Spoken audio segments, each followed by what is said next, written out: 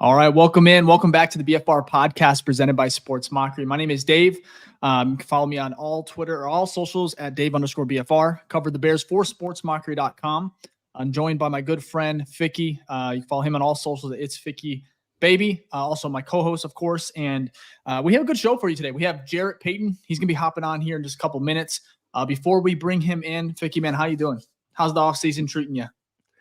Man, it's good. There hasn't been, I think last week, I don't know if we discussed this, but like Bears Twitter was like toxic as hell. Like it was pretty, there were some accounts that was, it was pretty bad. And this week it's been like calm. So okay, that I think that's been nice. There hasn't been as much like civil war with Caleb and Justin. And I don't know why that is, but I'm kind of like, okay, we can chill. And I think that might be because, and we'll talk about it, but some of the hirings that have happened, I think when there's no news going on, the QB discourse is going to go crazy instead of blaze. But since we've actually had some other news sprinkled in, I think it's given people like, take a breath a little bit, go touch some grass. Everyone's been able to relax a little bit. You know what I mean? Yeah, I would say I've actually kind of limited my screen time on Twitter for the most part, which I think is good. I think everyone kind of needs to do that. But I've been on, first of all, the NFC AFC championship weekend was awesome. So I was on Twitter for the most part there, but I have not really seen a lot of discourse as far as the quarterback. I see occasional tweets that kind of go viral or someone, dunks on somebody or something like that. But for me, I mean, I'm just chilling. I'm not going to argue. I'm not here to argue, especially on X or Twitter, wherever we're calling it now. But anyways, man, I'm excited to have JP on the show. We've kind of been trying to get his schedules here, aligned together, but I'm excited. So first of all, I guess we could start about NFC, AFC championships before Jarrett hops on. What do you think of the weekend, man? Are you a Brock Purdy guy? Are you a believer? I mean, he fits in that system. You have enough data that you put a quarterback in Kyle Shanahan's scheme, it works. You look at Garoppolo, he got them to a Super Bowl. So obviously that scheme is quarterback friendly, and I'm not taking away from Brock Purdy, but he keeps winning. You know what I mean? I think it's interesting that we, as a team that saw our team give up just some brutal losses, Denver, Lions. There's another one I always forget, but it was just like blown major leads. It's interesting that we finally saw one that I think was more devastating than any of ours because the stage was way higher, right? And it happened to be against the team that we blew one of our leads too. I mean, I think there was I think they showed a graphic. I don't remember the exact numbers, but basically teams that were up 17 points in any championship game have always won at halftime. If you're up 17 points at halftime, you basically won, right? So what the 49ers did to come back was historic. And it was just like the Lions will lion. You know what I mean? Like I almost felt bad because we've been in that position so many times. You know what I mean? So yeah, no, absolutely. I guess we'll go ahead and table that. We do have JP here, Ficky, so we'll go ahead and bring him in right now. Hey, JP, can you hear us? What's up, fellas? You hear me? Yeah, what's up, JP? How you doing? Dave, what's going on? Oh, whoa. Dave and I'm switching around. I'm confusing you already. What is going on? Throwing you off already. Yo, what's going on, fellas? Y'all good? Absolutely, man. Great. We're great. We saw one of our rivals lose historically. Like it's been a good week. So I don't know if you've heard my feelings on that. My feelings were, as much as you guys know I love this team, I wasn't rooting for the Lions, but I wanted to put us on notice that don't get comfortable. And that's where, and I thought it would happen whether you win or you lose, right? Like to be a conference championship game and know that that's what everybody is striving for, to get a chance to be able to play for a Lombardi trophy. Like, I don't want us to get comfortable. And I feel like we're all accustomed, and even I find myself doing it too. Like, I just want the Packers to lose. I want the Lions to lose. I want the Vikings to lose. But guess what? Dude, this NFC North has gotten strong, man. And the Bears are a part of that. They're a part of that. But we got to find a way to be able to see, we got to find a benchmark. And now we have one. because you look at what the Packers have done, the ascension of Jordan Love, and how much better he got over the last 8 weeks of the season, to what Jared Goff and company are doing, that what Dan Campbell has done in Detroit. I mean, we need to be there. That's where this organization has to get to. They got to find a way. And so for me, it was like, put us on notice. Like, we got stuff that we got to do. We got to get better. And so that's where I stand with all that. And everybody's like, "Oh, you cheering for the Lions?" Nah, man, I ain't cheering for no Lions. But being in this game, and I went back, I thought about it today. I thought about 2000. We lost to Washington. I think it was the second game of the season when I was at the U. It made us so hungry. We had to go through the rest of the season. We were beating everybody else. We had to go through the rest of the season just to get to the off season so we could grind. All of us. Like, I'll never forget, Ed Reed was like, nobody's going home. And I was one of these dudes that I like to go home because you're grinding through the year. I want to go see my friends at home here in Chicago. I want to go see my moms. I want to see my family. And Ed Reed was like, nobody's leaving. We all are staying here. We all working out. We're going to work out not once, not twice, sometimes maybe even 3 times a day, because we don't want that feeling again of being so close and not getting to what we expected ourselves to be and where we needed to be. So I'm just hoping that these guys inside that Bears locker room at Hallis Hall just aren't feeling comfortable. And I want them to push themselves, because the Lions might be at the top right now, who everybody's striving for, but doesn't mean during this off season, can you turn things around like we're all hoping that they can? Absolutely. 100%. And they're getting, go Ficky. Yeah, I was gonna say the silver lining is with that team, we almost beat them twice. So I feel like you see this person who's at the pinnacle, and you say that we can beat them, right? Because we basically beat them twice. So I hope they have someone or a group of guys in there, which I do feel confident about. I feel like there are some players, obviously I'm not in the locker room, but they give kind of like that arrogant, confident vibe, which I really enjoy, like people like Brisker and even someone like a TJ Edwards. So I'm hoping that the culture within, like you mentioned, Jared, is like, let's go get this. We're not too far away from reaching the pinnacle. Fick, I'm telling you right now, man, they do. That's the one thing that I feel like I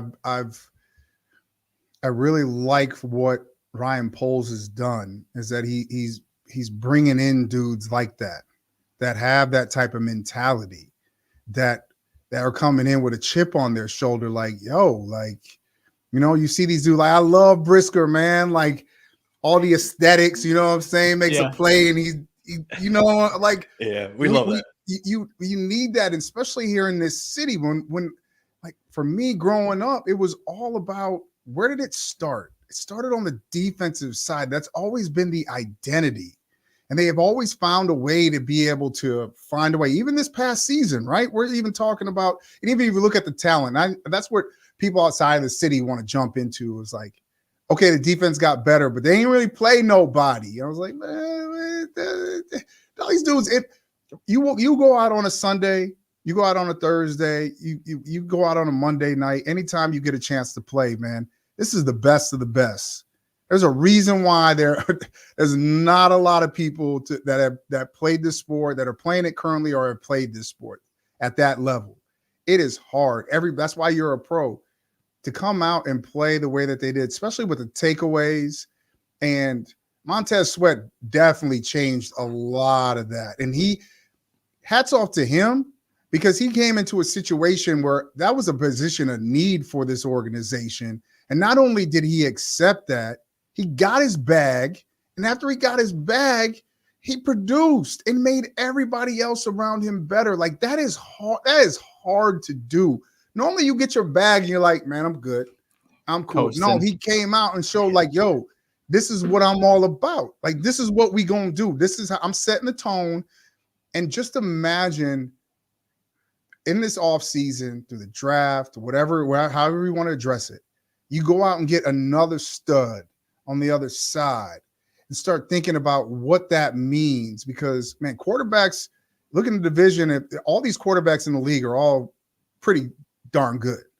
Mm-hmm. But they're not good when they're laying on their back or when they have dudes running into their face trying to take their heads off. Like, I don't care who you are, except for maybe Patrick Mahomes. No, that dude, he's not. That dude is different, man. He's wild.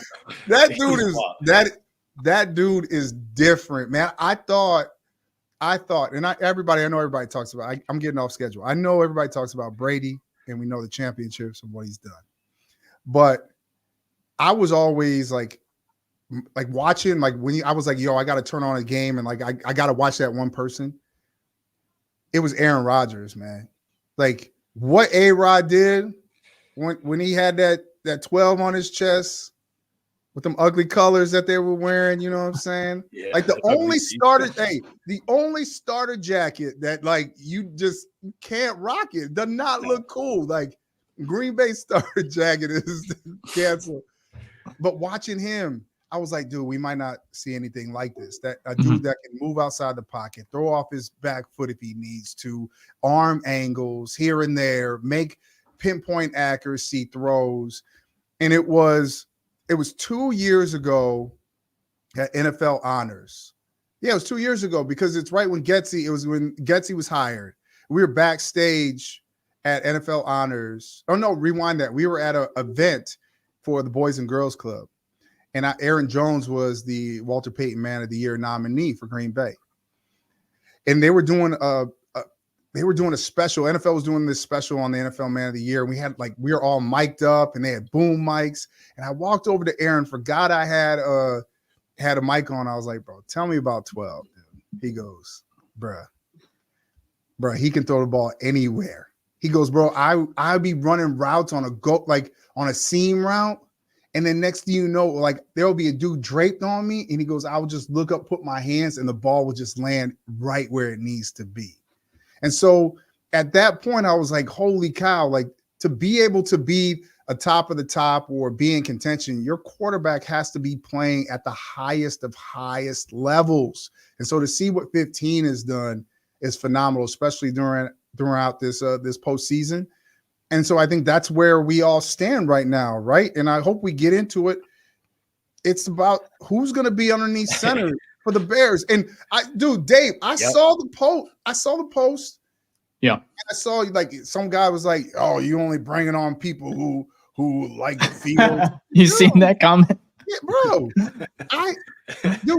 If you listen to me, I've always loved Justin Fields. I'm always going to support Justin Fields. I'm always going to rock with QB1. But I do understand that this is a business. This is a business. So if that's the case and Ryan Poles feels like that, this is the direction that I want to go. I want to go another direction. Will I be upset? Yeah, I'll be a little upset. But I think any way that you look at it, honestly, there's question marks on both sides, whether it's Caleb or any of the other quarterbacks or Justin. There's question marks of what Justin can be. Can he take it to another level? And what kind of player would a guy like Caleb Williams be in the NFL? To me, it's all about coaching.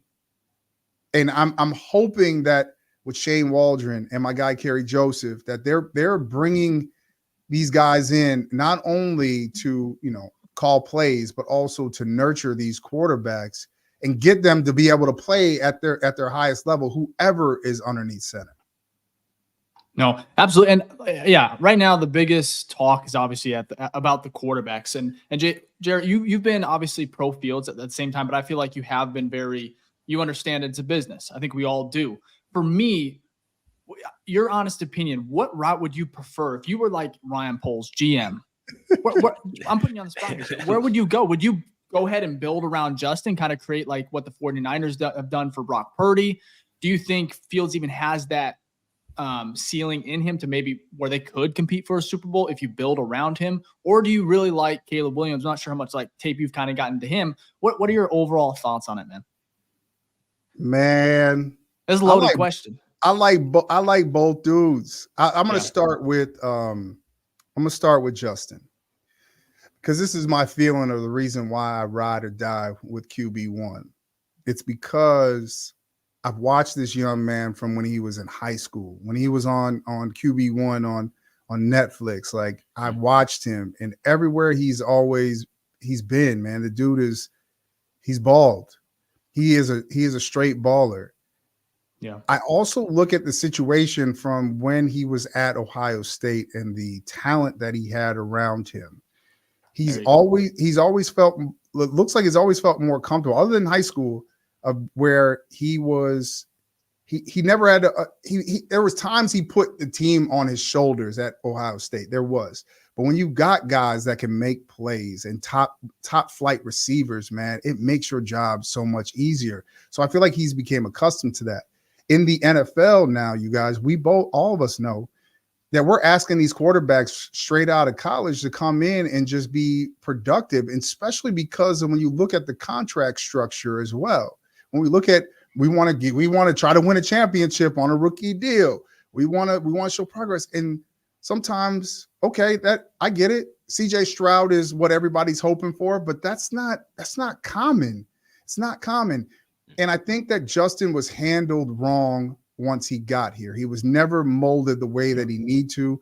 And I think changing offenses and people not really putting everything around him, saying we're going to build this around you. Hence, look at what they've done in Baltimore with Lamar. Like, we are going to build this around you. One of your God-given gifts is to be able to use your feet.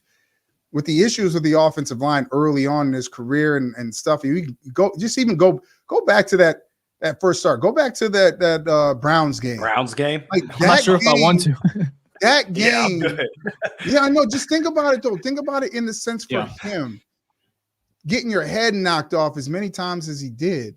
The one thing as a young player, the young quarterback is, especially an athletic one, if I feel or start seeing ghosts because like I can't feel comfortable in the pocket, I'm gonna resort to what I use the most. That's my legs.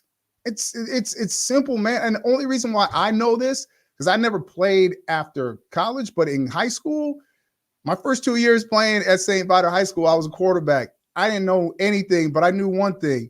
If someone starts coming in my face, I'm using that 4-3 to get out of it. Peace, deuces. I'm taking it to the crib. And so I think he started to resort to that. And I don't think Luke Getsy in that time that they spent together was able to slow down the game for him, to help him understand and slow down the game. And I always felt like even that press conference, we remember when Justin was speaking his mind about what was going on. Then he had to come back and retract his statements again. That was crazy. He told us what was going on. He let us all know what was going on, and he just didn't feel comfortable. Now, is that some of that's on coaching? Some of it's on him too. Some of it's on him. There's certain times he's not perfect. We all know it because we watched the film. We know he knows he's got to be better. He knows that he misses reads here and there. Like, there's certain things, I get it. But to me, good coaching helps with all of that. And also having players around that you can go make plays. So talking to an NFL scout that I know that has been in the game for a long time, he has been a part of some really amazing drafts and been a big part of that. He told me, man, I could win a Super Bowl with Justin Fields. And when he told me that, I was in the car driving from my house to work to WGN. I was like, whoa. He's like, yeah, he wasn't handled right. I was like, okay, that's how I feel. Then he went back on the flip side and he said, watching Caleb's film is like watching Mahomes' film coming out of Texas Tech, but just not as reckless. And he goes, so Jay, you can see on both sides, like the things that Justin does that nobody else can do to the potential of what Caleb could be.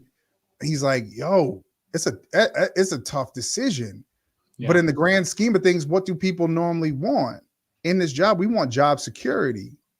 And job security for Ryan Poles would be to draft another quarterback to extend his clock here in Chicago.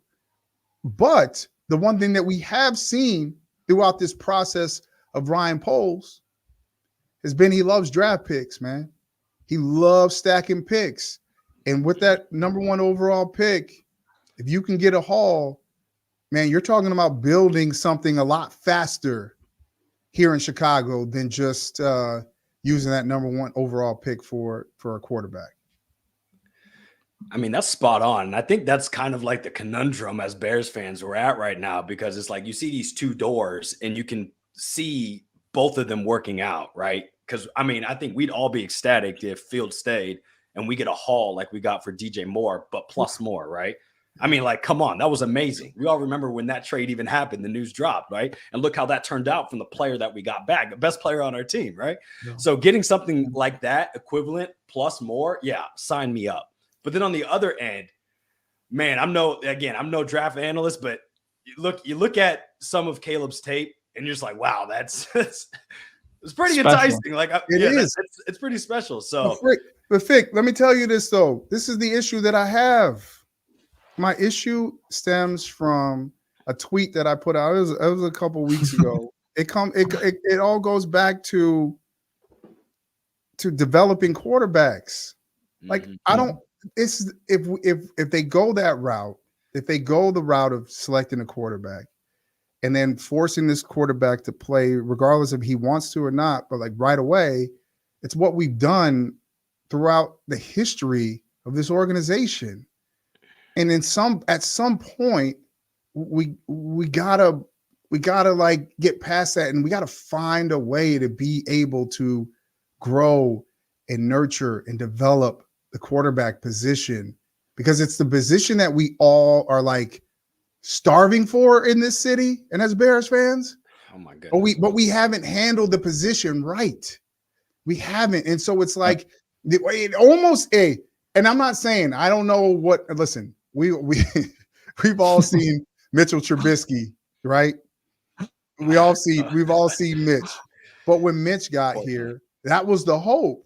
Ryan Pace was like, yo, we're gonna get Glennon. Hopefully Glennon can be like, and let Mitch chill a little bit. But Glennon was awful. So they had to push Mitch in, and Mitch wasn't ready. And I'm not saying that he would have been ready even if he got time, but what I knew he needed was time to develop.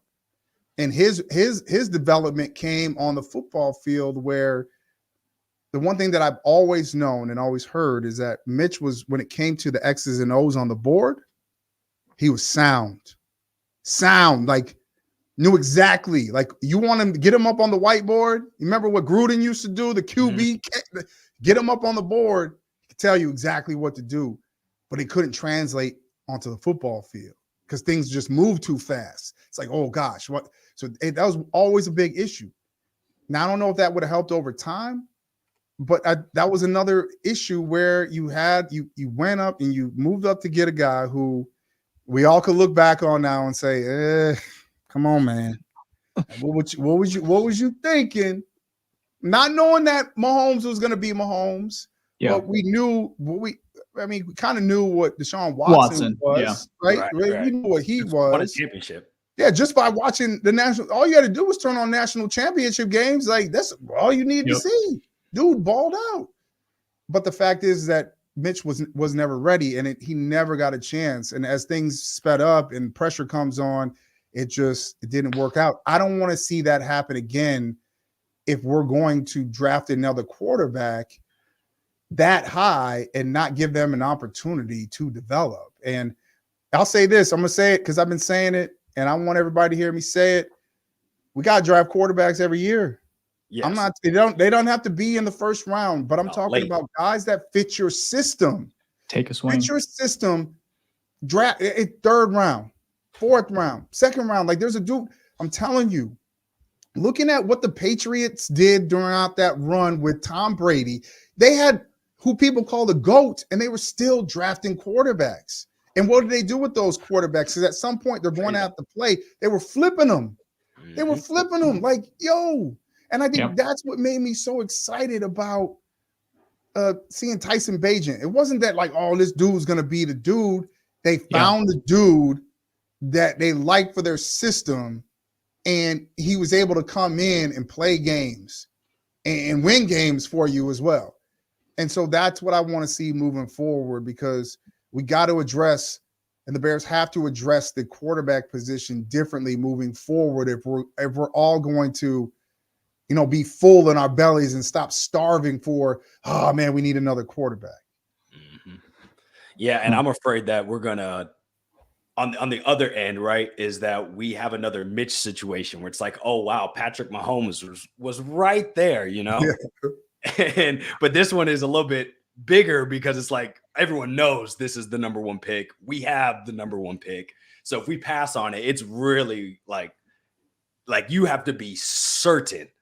Dude. And I want Fields to be our quarterback, but like I can definitely understand the pressure of that decision because you are passing up. I know they throw this term around every year, generational, but at least you look at the tape. The guy looks good, right? So we have no clue. We literally know by the film. He looks amazing, but it's like I'm gonna be in Vegas next week for the Super Bowl. It's like playing craps. We don't know, but bro, it's going to be hard because either way for Bears fans, it's either Justin, who, if he's not here, all I'm going to do is just pray that wherever he goes, he has success. And let's say he goes somewhere and he balls out. We're going to be like, dang, man, dude's balling out, man. What's going on here? Or if you pass up on Caleb, the next thing you know is like, oh, dude, enough. As Khaled would say, another one. Another one. Come on, man. Like we shouldn't be in this position. But I also think that it comes down to having some patience as well. And Poles is doing what he needs to do. Has he been perfect? No, he has not been perfect.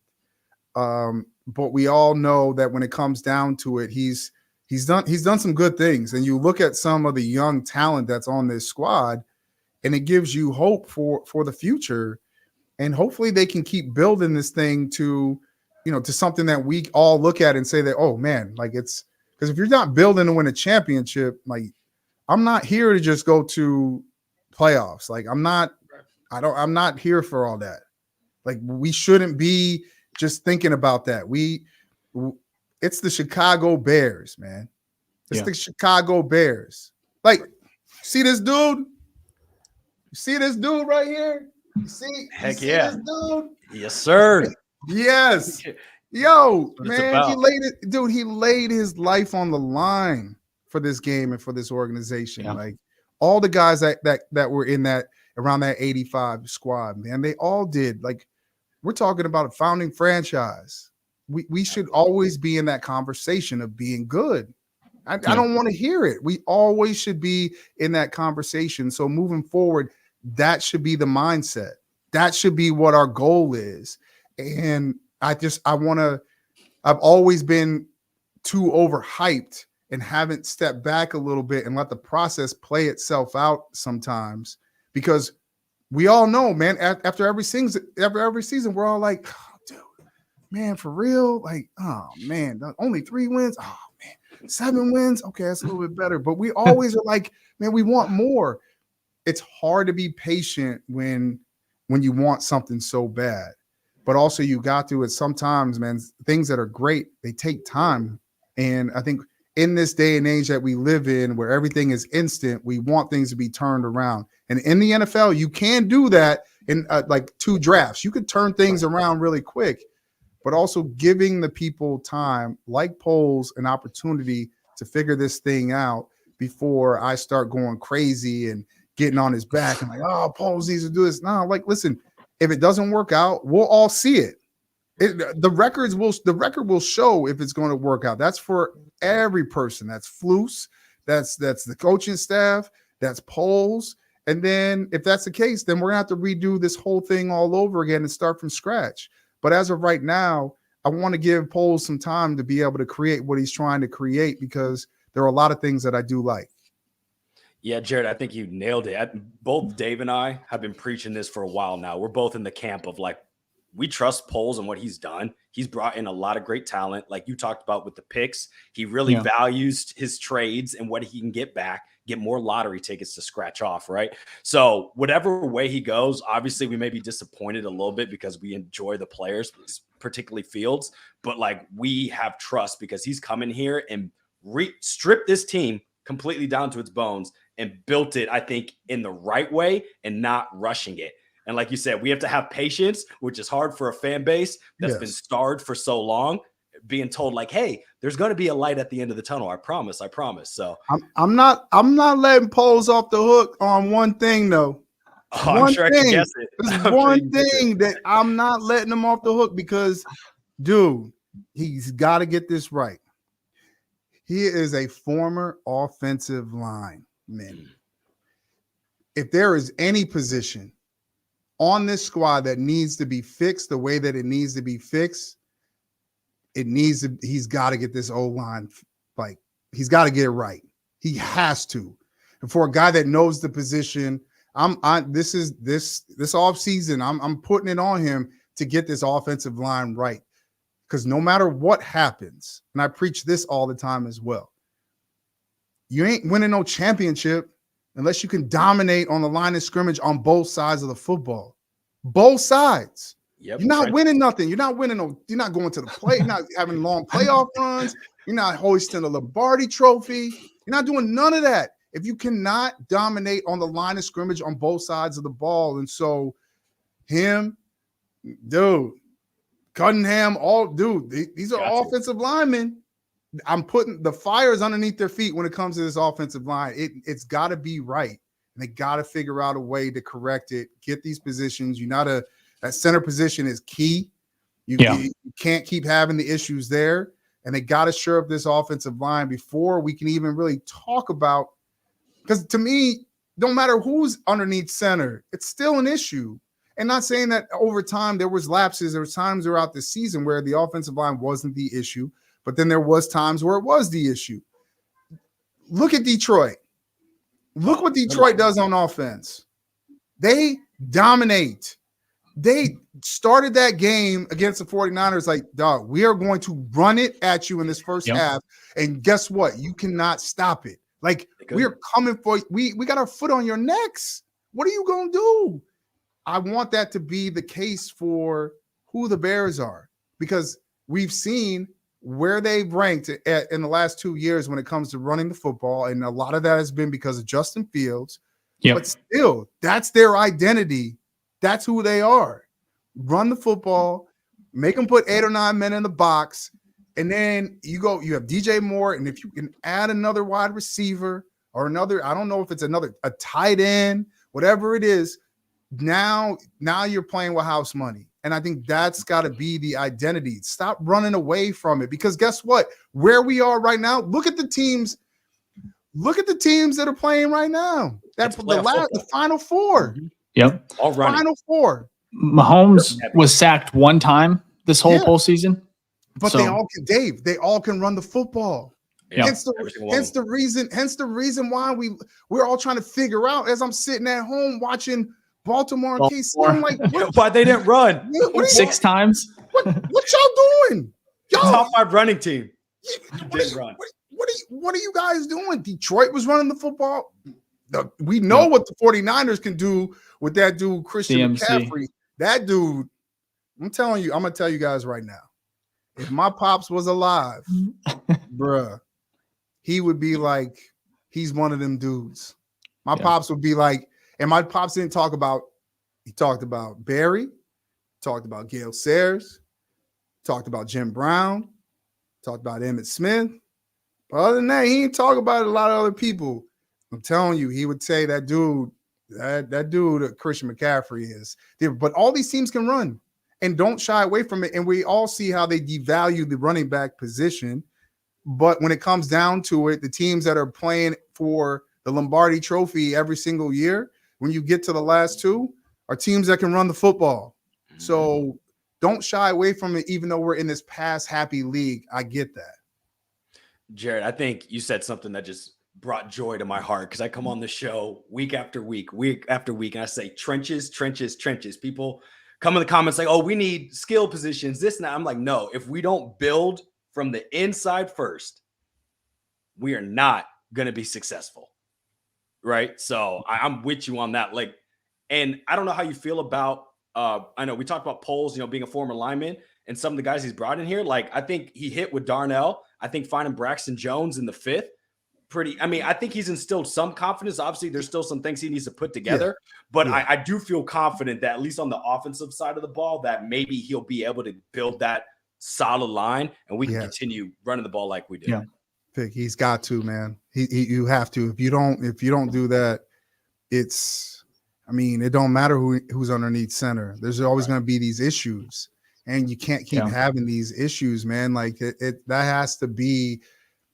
You watch these teams, man. The teams that dominate line of scrimmage win games, and at some point in the game, we all know, especially if you got money on games like coming down, you need like 15 yards from a wide receiver. It's under 2 minutes, and what are they gonna do? They're gonna run the football. Run. Yeah. We're gonna make you use your timeouts. Like, it's such a big part of the game, and we sometimes forget about it. And so, not just being the resident running back here on this show, but it's such a big part of the game.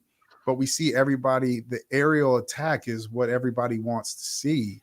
And I feel like, nah, man, let's go back to old school and run the football in old school smash mouth, and let's figure it out. And just think about it. Take Justin Fields, take him out of Chicago, send him down to Georgia and put him in a Atlanta Falcons jersey, and think about the offensive weapons they have there and what they could do in the RPO system. That's dangerous right there. He's gonna go crazy. That's like the president having the box with the key codes and all that. Nuclear codes. The nuclear codes. They call it the football. Yeah, they call it football. There's that dude that there's one dude that carries the case. He just be walking with the prez everywhere he goes. Like, let me see those. That's what it will be.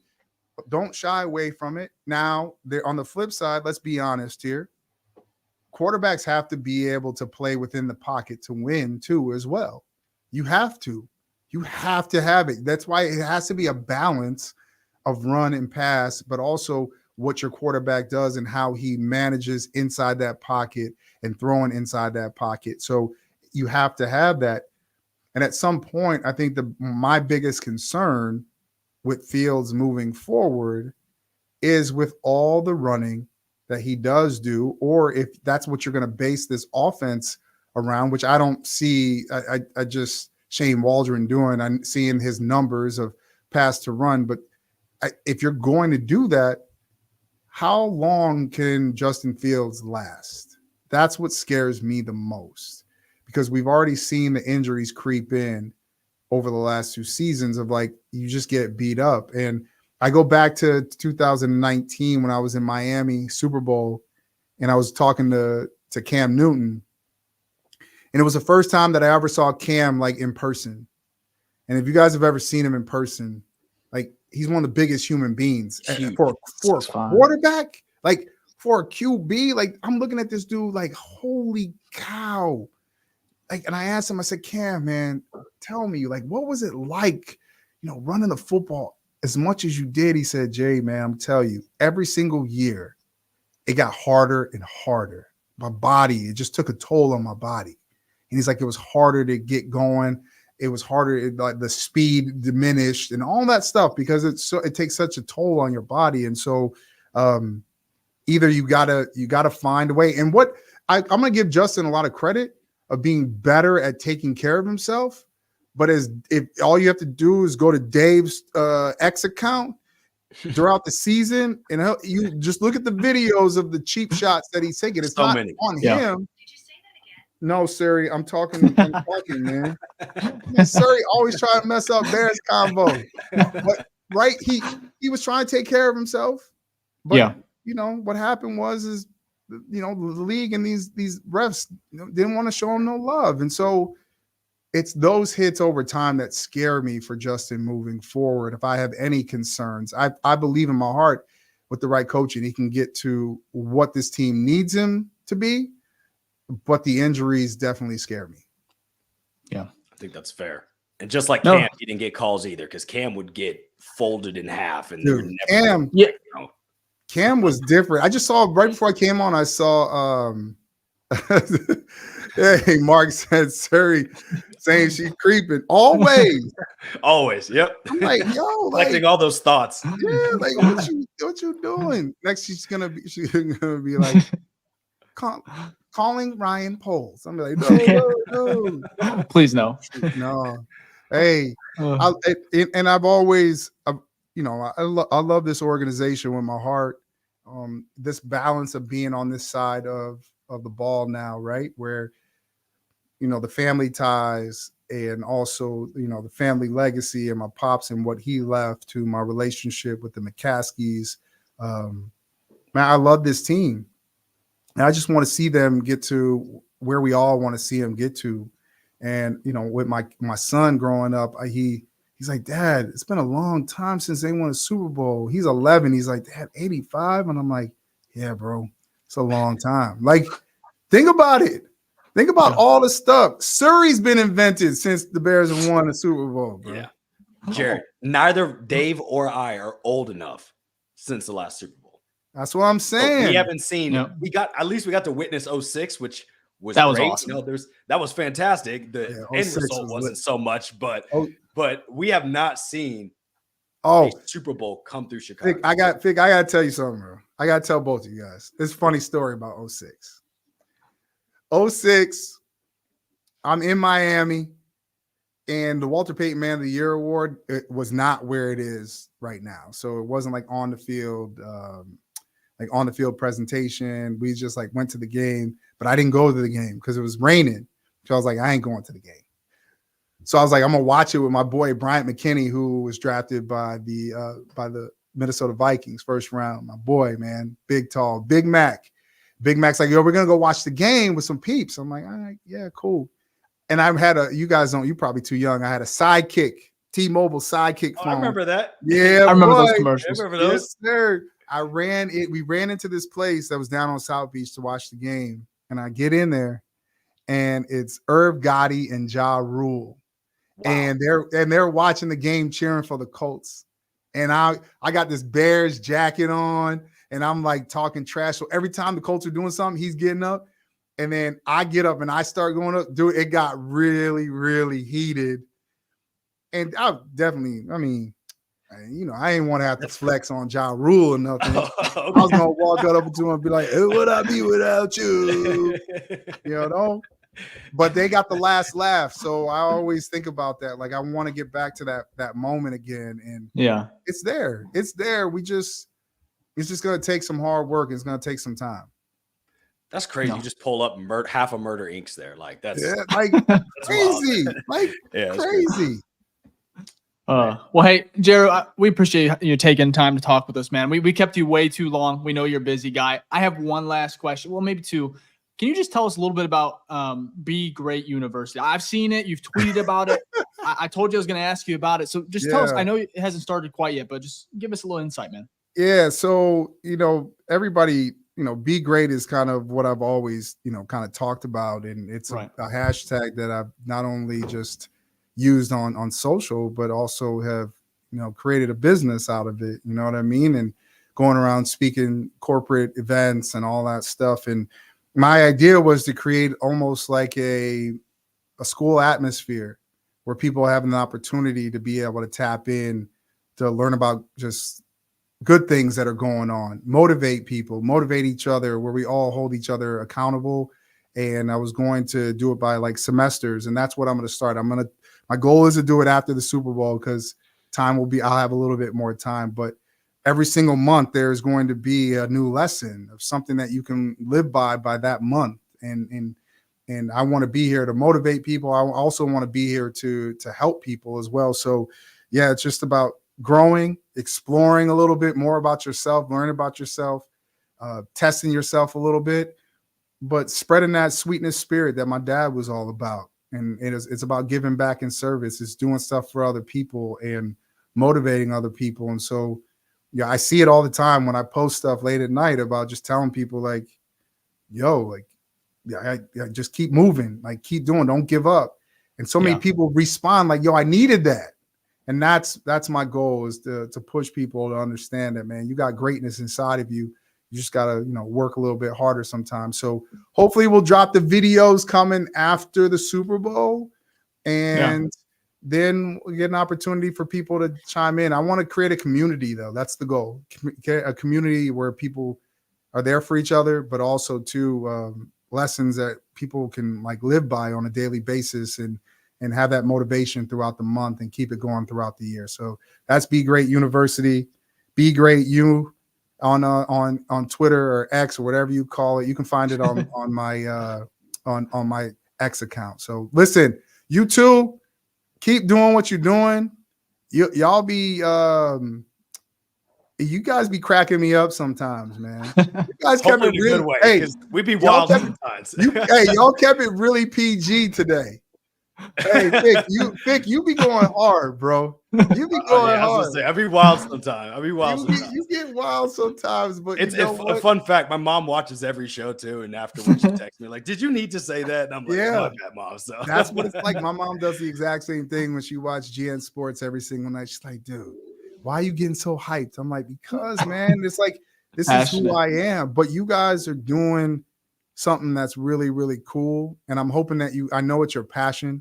I know you guys like football. I know you love the Bears, but keep doing what you're doing, man, and keep growing. Like, you got it. You guys are growing. You guys got a good vibe together. And that's what's cool to be able to watch on the outside looking in. So just know, like, if you need me and I'm available, man, I'm here for you. All right. Thank you, Jay, man. Appreciate that so much, man. It's great. If you ever need anything, likewise, and I'll try to keep Ficky in check a little bit more. It's tough to do. He tries. I mean, he tries. He be going crazy, dude. He be going crazy. I gotta bring up. I'm gonna find the video from somewhere where you was going off on something, and Dave's just sitting there, and I was like, bro, he is heated right now. Like, somebody just took the last Twix, the left-handed Twix, and like he is upset. But passion is everything, man. And it comes out and it shows how much you guys actually love this. And Dave, man, I know, man, I've been following you for a minute, so I know how you get down. Man, you be on it, man. You be on it. I see, dude, you know me. I'm gonna say this because I believe it. I'm an OG in all this, man. I'm 43. I'm one on the older side, but I've been doing this for a minute. So I'm seeing all you young cats coming up, and it gives me hope of like, yo, this is the next generation. Y'all are gonna hold it down, and it's cool because we can get our information from anywhere now, like anywhere we can go on and but you guys are creating something in the community, man, where it's like it gives you an opportunity to have a voice. And you guys are using it to your fullest potential. So hats off to you guys for creating what you've created. Keep going. Do not stop. And don't get comfortable. Do not get comfortable. Keep going. Like, take this thing to a whole new level. Like, I don't know if you've done it already, but I'm throwing ideas. Don't just be in two different places. Grow the brand. Go to a bar and do it live. Videotape it there. Like, we're trying to do we're thinking the draft. Yeah, that's what I'm saying. I'm saying like, take it to the next level. Like, and let people know, because that's what, I mean, just looking at the comments, man, you guys got a lot of faithful followers that love this.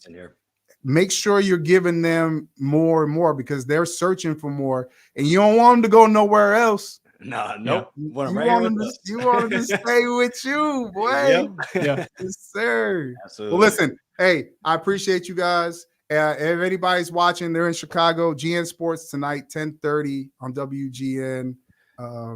Yo, Scott, yes, I'm personal hype man.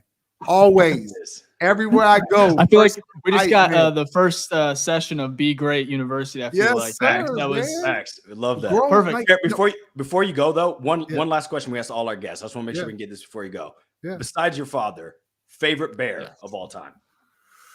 Oh, favorite Bear of all time, other than my pops. Man, there's so many good ones.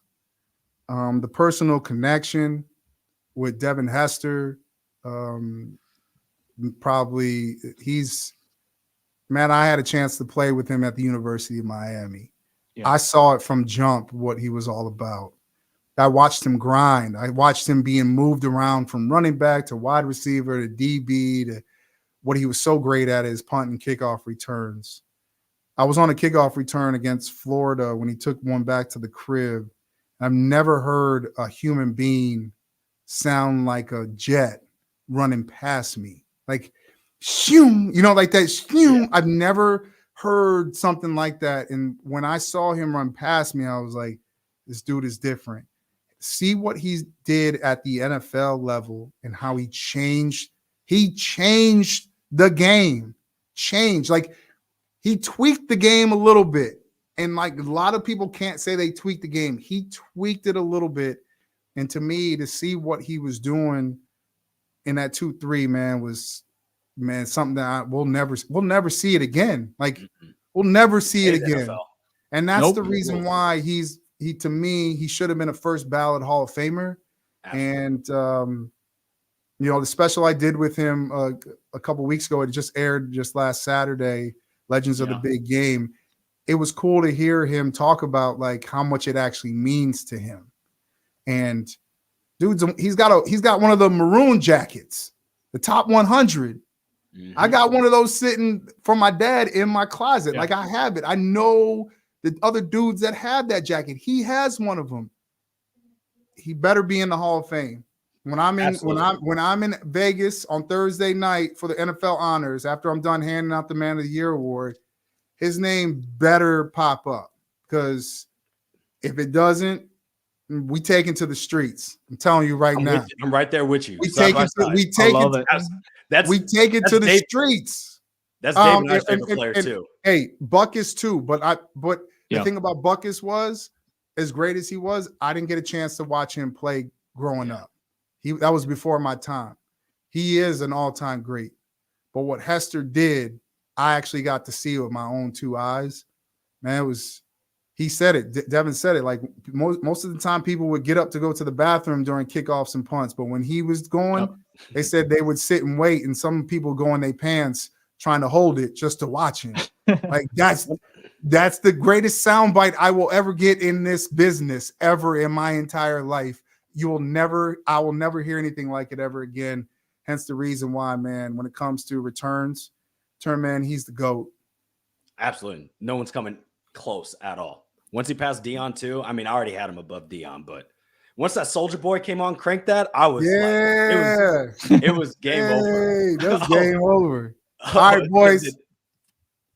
Thank you for hopping on. Really appreciate JP. Thank you so much, Jarrett.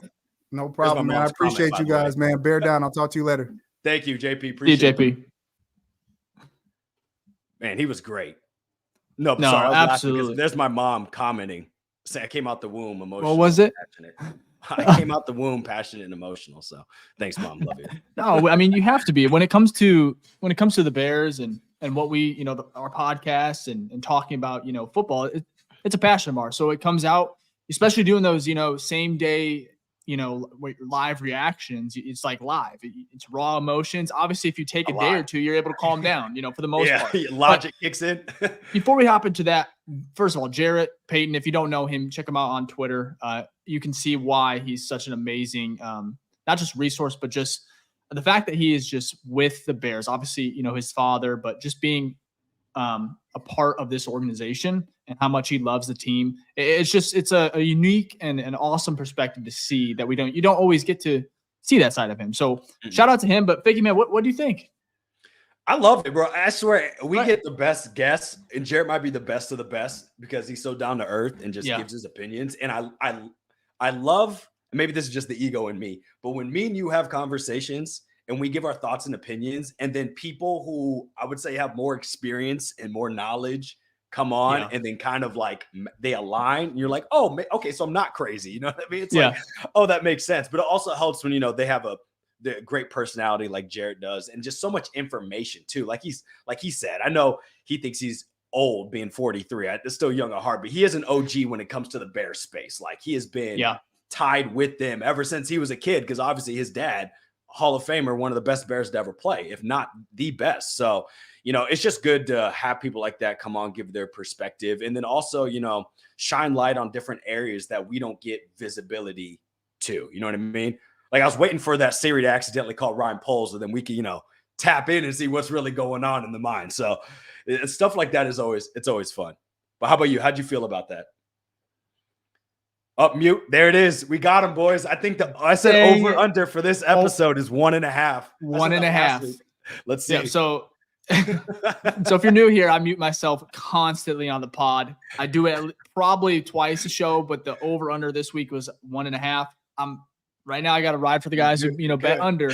But for Jarrett, for me, I followed him. I've interacted with him, for a while now, and he's just been one that I've always looked up to. I'm really excited about his Be Great University. Whatever he does, whatever he touches is successful, and that's just the type of guy he is. But as far as just Bears knowledge, I saw a comment up there that said, of course, he's Walter's son, and that's to a T. Like, he knows this Bears organization from up and down. He expects one of my favorite things they talked about was how we are Chicago, we are the Bears. We need to have higher expectations, and Absolutely. We keep saying that every year, but it's like a mindset where it's like you can kind of get into a rut or kind of almost, 7 wins this year. I was like, okay, but that's not who we are. That's not what we should be. That's not how our expectations should be.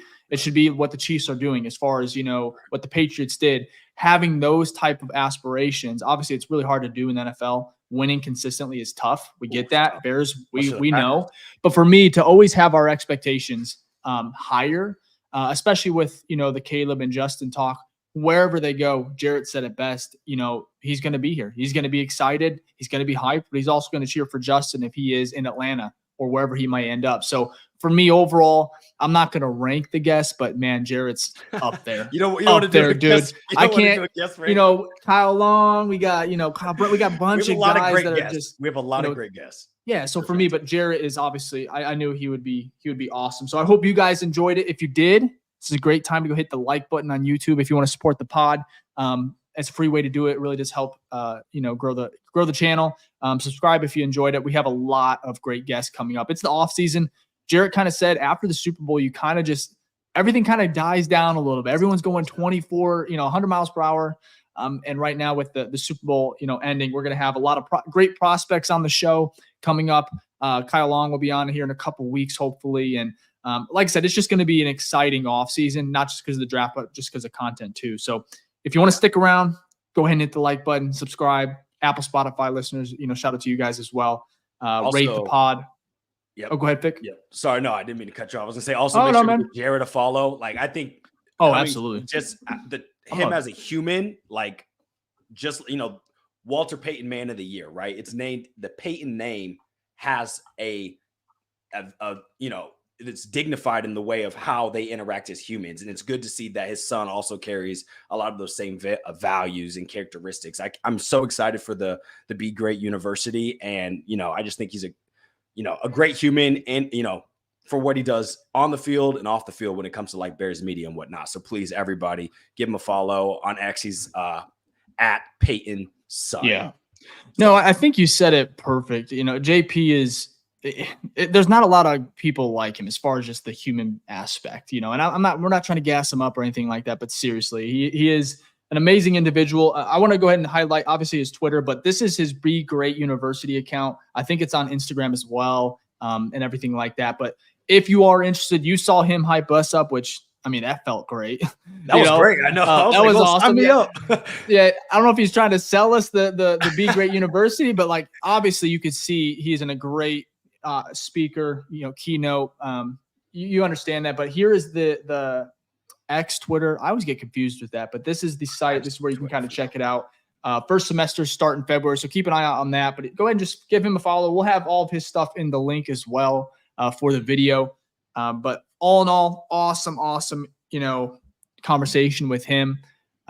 Any other, before we get to our questions, if you guys have any questions, we're going to end this show. I know we were going about an hour here, but if you have any questions for us, go ahead and throw them in the chat. We'll have Jack shout out to Jack, who's our producer. He'll go ahead and highlight them, and we'll go ahead and answer any. I'm not sure if we have any starred from earlier. We have three. We have three. Question is, do you want to talk about the new hire and then end on questions, or you want to go to questions? Yeah.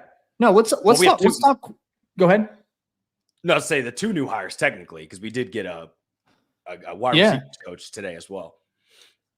Absolutely. So we got, I guess we'll go ahead and start with Eric Washington before we get to the questions. So go ahead and throw them in. We'll have Jack go ahead and star them, and then we'll get to them. But we have Eric Washington. He was hired, a couple days ago? Yeah. Is that right? Earlier in the week. Yeah, earlier in the week. So, Ficky, first of all, initial thoughts. I have mine. I want you to go first. I wrote an article again on sportsmockery.com about it. Check it out. I had three key points, three key takeaways. So first of all, if you just want to kind of give us some nuggets from you, and then I'll go ahead and elaborate, of course, on kind of what I was thinking. So I think the first thing, and I think we've kind of been seeing this as a trend with a lot of the coaching hires, is experience and development. And what I mean by that is a lot of these coaches that have been hired, obviously they've had a lot of them have had a pretty long shot. I mean, Shane Waldron, the experience was like in calling plays. So like the roles they're going for, they've been experienced or at least overqualified for that role. So we look at Eric Washington, right?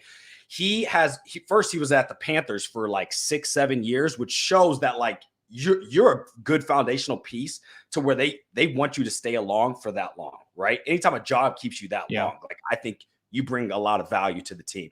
The second thing, you look at his growth development when he was on the Bills, he moved all the way up the chain to become Sean McDermott's assistant head coach. That says a lot, right? He also has DC play calling experience as well. 1 year, I think I was with the Panthers. Now I know he won't be calling plays with us, but overall, and then also I talked about the development, right?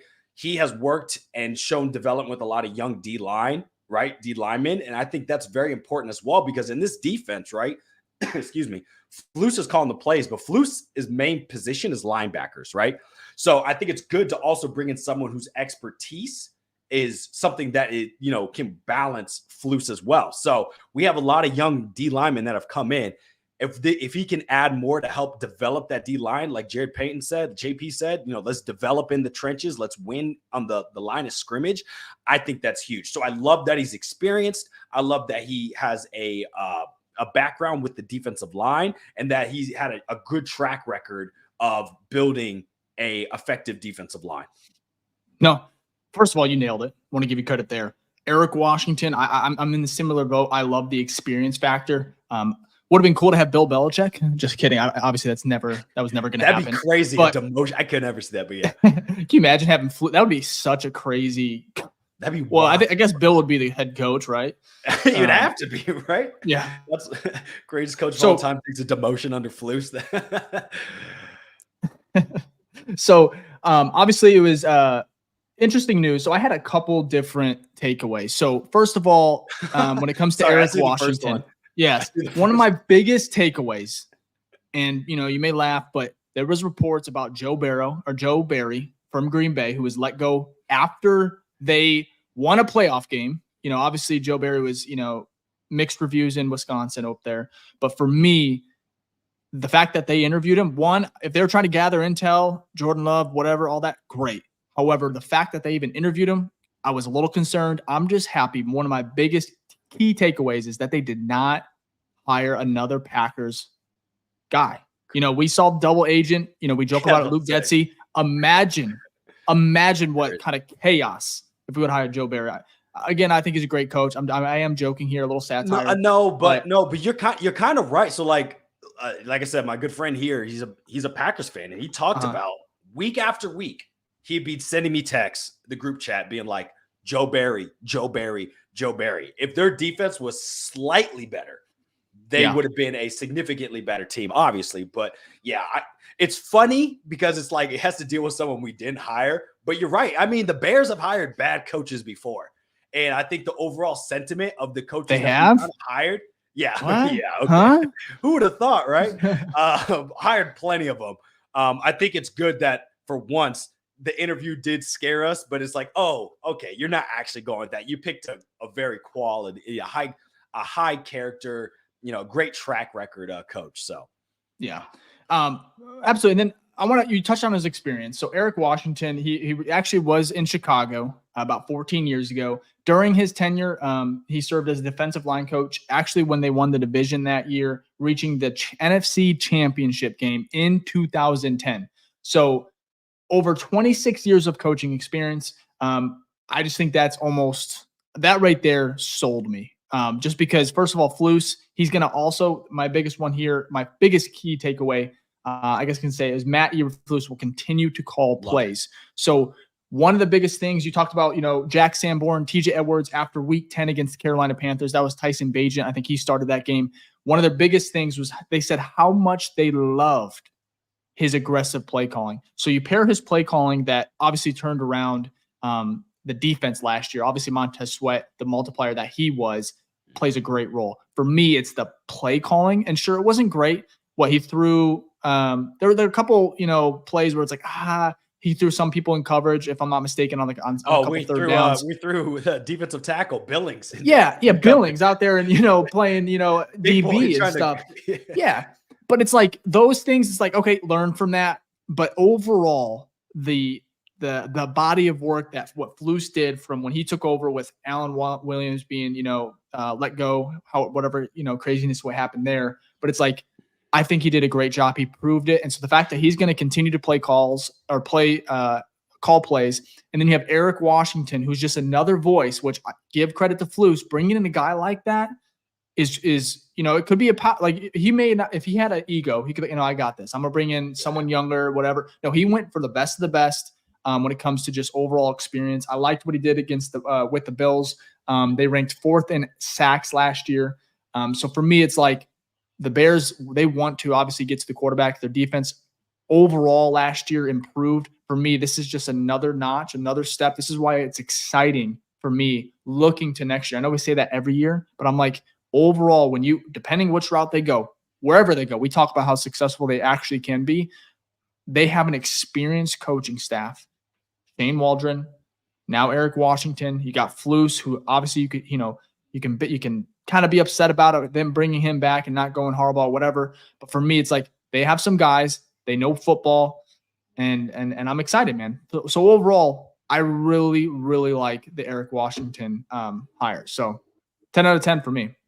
Yeah, I agree. Like, I think we can only go off what we know, obviously, right? But based off on paper, I think they're like 3 for 3 on their. Let's put it this way: I haven't been displeased with any of their new hirings. So yeah. Shane Waldron, Kerry Joseph, the quarterback coach, he has a lot of great experience. Eric Washington, who they just got that we just discussed, and was it Chris Beatty, the wide receiver coach, right? Who helped develop Tavon Austin, helped develop Percy Harvin, and then his time in with Los Angeles Chargers with Keenan Allen, Mike Williams. Like, that's a great track record. And you know what's actually really good? We look, none of these coaches, right, have ties to Kansas City or ties to Flus. Right. So this isn't like, oh, I'm bringing in my buddy I'm comfortable with. Right. Like, as JP said, like, get uncomfortable. Right. They went out and said, who's the best out there? Who has the experience, the track record where it shows that they do the right things? Let's get them in the building. And so far, right, and time will tell. But overall, on paper, it looks like they've hit the home run on all of them. They've gotten every guy. Yeah, you'd say is at the top of the list for those positions. For those positions. Since Eric Washington's taken over, Fick, I tweeted this. You saw it. He has given up 0 points. This defense is, electric. Lead the league in turnovers. Created like. 0 first downs, if I'm not mistaken, 0 touchdowns as well. He's I'm joking here, but like, we don't know how these guys are going to play out. Look at Luke Getsy last year, where we thought heading into this year he could be a head coaching candidate. That's how fast this league changes. So for me, it's like, sure, Eric Washington might not be great, but for me, it's like he's going to hopefully finish the season. Alan Williams didn't do that. So this is an upgrade. I think the Bears they're being calculated. They're bringing some adults. And I think it's just overall good, as far as just where this direction the team's going. And right now it's about the quarterback. I understand that, but there's a lot of other things, Ficky. We talk about. There's so much to be excited about. Building through the trenches. I know you kind of got real excited about that when JP talked about it. So, and I agree. You have to. Is it flashy? No, but like when you look the Detroit Lions, I think Jarrett or Jay talked about it. It looks so that first half where they were just running down their throats. Like that's Bears football in a nutshell as far as the run game goes. Great defense, historic defense, and a great running game. So obviously, every successful Bears season, and that's obviously the caveat is because we've also never had a great quarterback, but it's always been a strong defense, a very strong defense, and a very strong running offense. So the good thing is, at least the Shane Waldron scheme with what Getsy had, it's not too far left of it. You know what I mean? Like it's not going to be a full total relearn, right? Reset, I guess is the better word there of that. And so we've been dominant on the rushing side, for 3 years now. And obviously Fields getting nearly 1,000 yards in 2 of those seasons obviously helps.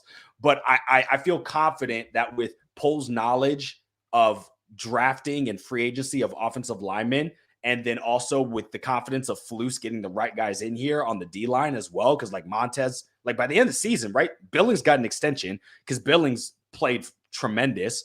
Montez Sweat obviously balled out, first player to lead sacks on 2 teams in NFL history. Like he was just a dog, all pro. And then we saw the growth of Javon Dexter through if you look at like week 10 on, that man was really playing well. So if they get a couple more guys on that line, right, another dominant rusher on the end, and then someone on the, get some more pieces on the offensive line, may not be as far away as what we think if we decide to go the trenches route. So, like you said, Dave, it's going to be an exciting offseason. Again, a lot of this is projection, but we can only go off what we know, right, and the information provided to us. But at least if I was grading this offseason based off the moves that I've made so far, I'm like, I haven't been displeased or been like, huh? You know what I mean? I haven't had any moment where we're like, what? Yeah. Other than the Joe Barry interview, that was the first time I was like, dog, like, come on. But I think they're like JP said, they're bringing in the right guys. Let's build that culture where it's like, don't be comfortable. Let's be great. Let's get all those right guys in there. So. Yeah. So you're probably wondering why I'm bringing up Thomas Brown here. He was the Panthers passing game coordinator. There was some breaking news just now. I guess we'll address it. Bears are hiring Thomas Brown on the screen, former Panthers OC. He was the offensive coordinator. I know, first of all, I understand the Panthers offense was pretty bad, Bryce Young and everything, but he is being hired as the passing game coordinator. He worked previously with OC Shane Waldron when they were with the Rams, which is, I think, Jared Goff, if I'm not mistaken. Yep, so it was pretty good hire. He was on the list of he was a top candidate for not just us, a lot of other teams for their OC positions. Steelers. Yep. So one of them. So again, on paper, this is all we know. On paper, this is a good hire. Shane Waldron brings in someone who has offensive coordinate. He's called plays, right? So we talked about that experience, right? And he's previously worked with him in a successful offense in LA. So, I can't be mad about that. Yeah. Well, and Eric Lambert, who also writes for Sports Market, he says, first of all, he's an excellent running backs guy, which is great. I think the Bears, whoever they bring in, whether it's if they stick with Herbert, maybe a rotation of guys, or bring in more flashy, maybe like I've been kind of pounding the table for Saquon Barkley. But overall, I think for the role, he's not an OC, because that would have been crazy, for him to be the OC, but to be a passing game coordinator with this coaching staff, I think overall this revamp, and we're talking about it, I love it, man. I think they're absolutely killing it. They're methodical. I don't know. It's just, it doesn't seem very Bears-y. I was about to say that, Dave. I was literally about to say, it doesn't feel like the typical Bears or the recent Bears. You're like, oh, okay, cool. Yeah. No, overall, man, we'll wait and see, but it's refreshing. Yeah, there you go. But Brad Biggs was first on it. Bears hiring Thomas Brown for their passing game coordinator. Of course, ties with Shane Waldron. I think the Bears are in the right direction. But anywho, let's go ahead and finish the show. First of all, we appreciate everyone sticking around. Show is presented by Sports Market. You can see us every week. Off-season schedule, I think we touched base on it last week, but we're going to have an episode every single week through the off-season. So we'll be here. Content will be pumping out. You can follow us on TikTok, Instagram, Those accounts are really popping off. Of course, our Twitter, I guess I can bring it up, is BFR_pod. I think that's all our socials. Is that correct, Ficky? I think so, except YouTube. It's like BFR pod _, but they're on YouTube. So yeah. Either way, BFR Podcast, all socials, you'll find us. Our Twitter's right here. TikTok, Instagram, show some love over there if you want to see the clips on that platform. So, but if we have our questions, if you guys are cool with it, let's go ahead and get to it. Yeah, I'll throw those up there, Jack. Okay, so here's the first one from Axe. Oh, also, because this just reminded me, real quick, if you are an OG of the show and you've been watching forever, go ahead and throw an OG in the chat. We'll give you a quick shout out before the end of the show. And then also, if this is your first time, which I did see some first timers in here, go ahead and give a hashtag new face gang, and we will give you a shout out as well. And here's one of our OGs who's in here all the time, Axe, with a great question. If you trade Fields, do you bring a QB to start in front of Caleb Williams, or is he your starter? So in essence, do you go the route of Patrick Mahomes, right? Like have him sit for a year. Jordan Love, obviously, maybe not 4 years because we don't have an Aaron Rodgers in front of him. Or do we throw him to the fire like Bryce Young? I don't know, because such a cop-out answer, because whatever way we do hasn't worked. You know what I mean? So and Jarrett talked about it. Like, we don't know how to do the quarterback right. So I don't know if starting him, like with Fields, I wish he would have started right away. Like how he did it was wrong. But maybe someone like Mitch needs to sit a year. You know what I mean? I have no idea. So, well, that's a loaded question. Great question. With Caleb, I'll say this: if you bring in Caleb, he better start. He better start. That's how I feel.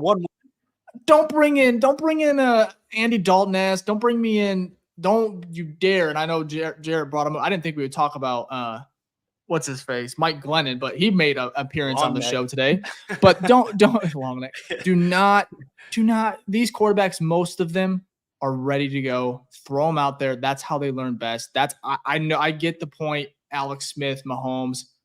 Well, unless you're the Packers, if you get drafted by the Packers, sit 4 years. Yeah, fuck yeah, Jordan Love. Sit 4 years and come out. And Aaron Rodgers, but that's such a unique scenario because it was an MVP quarterback he was sitting behind. It wasn't like Andy Dalton. No. It wasn't Alex Smith. Shout out to him. But he wasn't on the level that Rodgers was at. So it's like Love sitting behind him made sense. It's MVP Brett Favre. Rodgers sits behind him. He soaks up all that stuff. And then Lily Love is just it's like a faucet of greatness just kind of sprinkling down, and Love's getting all of it. So yeah, unless you're the Packers, I feel you. We don't have that person in front to where we have that safety net, right? So I think if they go, I don't. If you draft Caleb, I think you're probably going to start him. But again, you know what? I trust Poles. If he does bring someone in here, maybe he's like, yo, this is how you're supposed to do it. He was in Kansas City, right? Yeah. He literally saw it firsthand, and he said, look, just give him 1 year, let him get his confidence up, let him tweak out some stuff, and I promise you, once he comes out the oven, he'll be ready to go. You know what I mean? So, and that would be something different than what the Bears have done. And obviously what they've been doing isn't correct. So you know what? Why not? I'll give it a shot. So we'll see what happens. But didn't Mahomes start one game in his first season? Well, it was the very last one.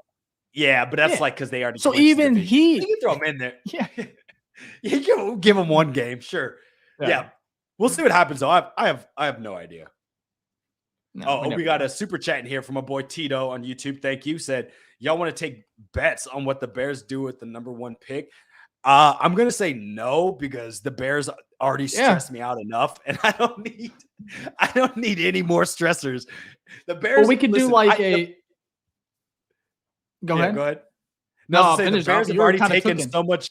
That's why the Bears have already taken so much money from me this year, from all the games I've gone to and watch them lose. I don't know if I want to put more money into something that might disappoint me. Just joking around, but yeah, we could do bets and see what happens. An Avi, like a Twitter, where you got to change it or something, like Mike Glennon. Yeah, we could do that. Whoever's wrong or something like that. Well, we'll think about it because I don't know if I want to commit to that. Glennon, bro, I totally forgot about that. We paid him the bag so much. That contract was stupid. Oh my goodness, dude, that's peak Bears right there for you. Facts. Okay, so here's one from MC Fact on YouTube. Said Dave and Ficky, even though Payton is gone, can you guys speak briefly on the importance of good coaching? No, I mean, JP definitely hit on it, but I think it makes sense, right? Because you look at the quarterback, specifically the quarterback, look at the history of the NFL. There's been very talented quarterbacks that go into an environment and don't thrive. Would you pick up that quarterback and put him in a different scenario? Would they? Right? Actually, look at a prime example now. I promise you, if you picked up or if we drafted Patrick Mahomes, he would not be as good as he is paired with Andy Reid and all the weapons around him, right? Doesn't mean he wouldn't get to the like a great level. I'm not like, if it's in him, it's in him. I'm not arguing that, but I'm telling you, it would, how good he is now and how quickly he got to be good. I mean, he's about to be the greatest of all time, right? I promise you that would have not happened if you picked him up and dropped him in the Bears environment at that time, right? Didn't have the type of skill around him.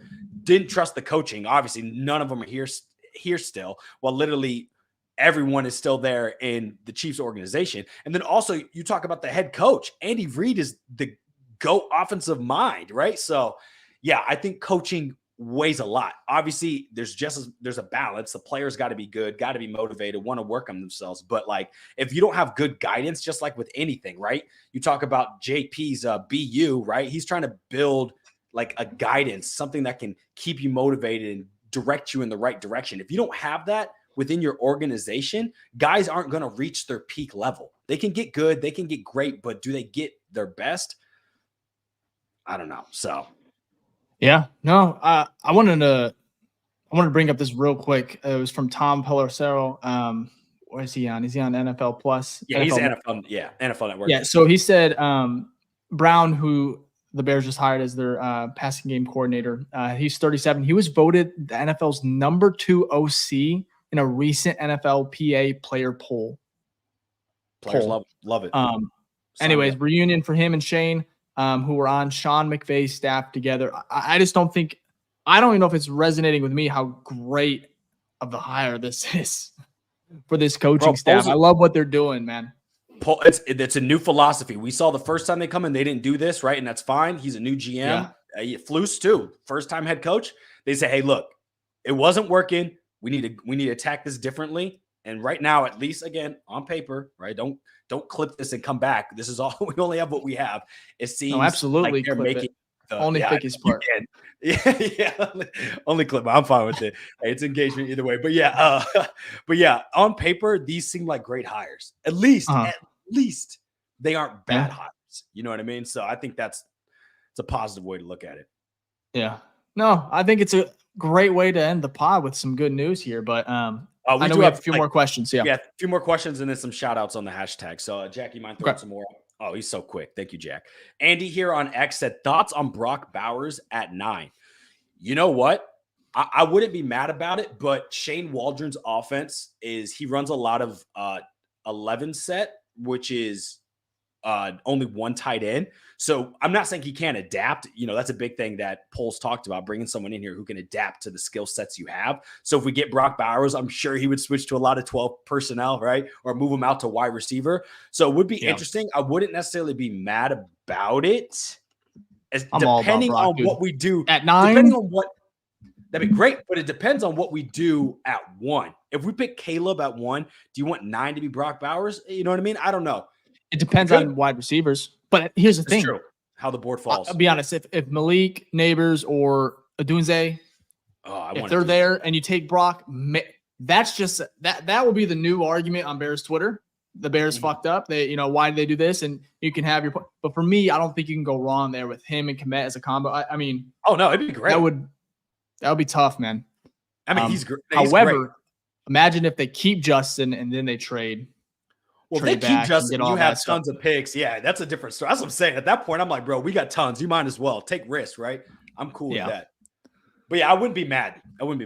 No. Ooh. Brock Bowers is awesome. Another question here from Y on X. That's funny. Y on X said, "Who's the best player in the draft?" Marvin Harrison Jr. Yeah, I think it's not MHJ. It could be Caleb too. If we're talking like pure talent, it could. I mean, it could. It's a really good draft class, but I would say Marvin Harrison Jr. is for me. I'm sticking with it. You see my sign back here. It says keep Fields, draft Marvin Harrison Jr. I'm going to stick with it, man. I've said it from the very beginning when him coming out this year and everything. I was just like, if he could be a Bear, I don't think we're going to miss on him. I feel like he's foolproof. Like there was a video. Did you see that video where he was, I wish I would have saved it, but he was in the training facility, and it was one of those where you kind of put the football in, machine shoots it out. Machine. Yeah, jug machine. Oh yeah, and he caught his own. It was a little different. Yeah, he basically threw it in there, took off, didn't even look. It looked like it was sped up, man. That's how quick he is, and he ended up catching the ball before obviously hit the ground. It was just I wish I had the video, but it was. I know. I'm like, damn. And I know there's a lot more that goes into playing, the receiving position than that. But it's like he's a freak, man. And I feel like if the Bears do draft him, he's almost like foolproof. Like he's bust proof as far as his floor is a lot higher than so for me, I would go Marvin Harrison Jr. However, I think Brock's really good too as far as tight end goes. I mean, one of the best tight ends in a long time. It's honestly weird for me where he's not getting as much hype as like maybe Kyle Pitts did a couple years back. Like I feel like Brock is. I don't know. I'm not even going to say it here, but anyways, though, shout out to Spock23 here though. Yeah, we have a super chat in here. Spock 23.0, $9.99. Appreciate it. And he said, and this on YouTube, by the way, he said Marvin Harrison Jr. Say it. Yeah, I agree. He's right. Absolutely. Thank you for the $9.99 though. We appreciate it, man. But I think we're all agree Marvin Harrison Jr. on a Bear would be insane. I think it's actually our pinned tweet on our podcast. It's our guy Ryan, who first of all, he's amazing with our thumbnails, swaps, everything like that. Check out his work. I guess I need to find his app. I can't remember. I know like everyone else's, but Ryan's is RWIERS creative on Instagram, Twitter, everything like that. But he does amazing stuff, and he has a Marvin Harrison Jr. jersey swap there. And I think it's also the thumbnail with Justin. So. And then we got a question here, Christian. We kind of answered this. Appreciate the question. And this is on X. He said, how do you guys feel about JF with Marvin Harrison Jr.? Yeah, that'd be great. JF1, MHJ, and DJ Moore. Like, bro, I'm good. Like, we could do something with that. You know what I mean? That electric. Our quarterback, whoever it is, can do it. Yes. But yeah, I this is what I was thinking here. This is Marvin Harrison Jr. with Justin Fields. You guys can take a look at it. Screenshot it, but it is on our Twitter. It's also our thumbnail, but I think it would. This right here, if you come out of the draft here, because if you do get Marvin Harrison Jr., it's like because you traded down to 3. Yeah. So here's my thing. You can end up with a couple more picks, maybe a second rounder, depending on whatever, New England, whoever gives up what. But then you can go whoever at number 9. You could double dip and go Brock Bowers. So you could have JF1, Brock Bowers, DJ Moore, Cole Kmet, Marvin Harrison Jr., go get a center. Free agency still, you got to win that too. The Bears got money to spend. They're 8th overall in cap space. They make a couple cuts, whether it be Eddie, that would kind of be tough. But Cody Whitehair, they'll go to 1. I mean, this team, there's so many options. We talked about it earlier in the show. I guess we can end it. So many options, so many routes to success. However, I ain't gonna lie, this would be electric. I like happy. Justin, man. Still need to build the trenches, but I would be. It's weird. Excited about this. I want to say this: after the season ended. And a lot of people, I'd say, like a lot of people were Justin Fields, like train. Like, let's keep him. Let's trade the pick. As we keep going deeper and deeper and deeper into the offseason, it's like slowly like, okay, we got to go Caleb. So now I feel like I'm like, I have to stay here. I have to stick it, stand my ground and be like, all right, I want to see him go with Justin. But again, I want to say I will not be upset if Caleb Williams isn't a Bear. Or I think it's just April, like the time away from seeing Fields play, and then there's just so much talk about Caleb because obviously it's the draft season. I think it just like mentally makes you just. When's the last time you saw like?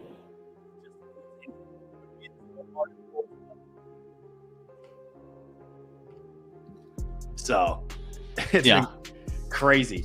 And then we'll give some final shout outs here. Sorry, go ahead, Jack. MC Fact OG in here. Appreciate it. Yes, he is an OG on YouTube. Our boy Tito on YouTube, Tito. OG. Appreciate it as well. And we have a new one in here with Bears for Life. # new face gang. Yo, that was great. We really appreciate all the newbies, oldies, oldies, I don't even know. It's veterans, I think is the better word there. Appreciate everyone who tunes into the show. Me and Dave love doing this. We wouldn't be able to do it without y'all. If you want to support us, give us a thumbs up on this video, subscribe, hit the notification bell so when we go live, you don't miss it. We have special guests because we got tons more coming. You know, make sure you're on that. And then for our Apple, Spotify, other podcast viewers, I appreciate you as well. Leave a review. Rate the pod if you can. Apple, Spotify. We've gotten an uptick on those, but if you can, even if you're on YouTube, go to Apple, Spotify, give us a 5-star rating or 4. I mean, give us whatever rating you want, whatever we earned, I guess. 5 would be preferred, of course. But we would appreciate it. Really does help. Yeah, it really does help the pod grow on those platforms. But love has been insane. We are so close to 3,000 subs too, which is honestly insane. It's been a really quick turnaround. So the love, the community we're building here, we got to get it. I know there's a couple things in the works this offseason. As far we got as some stuff.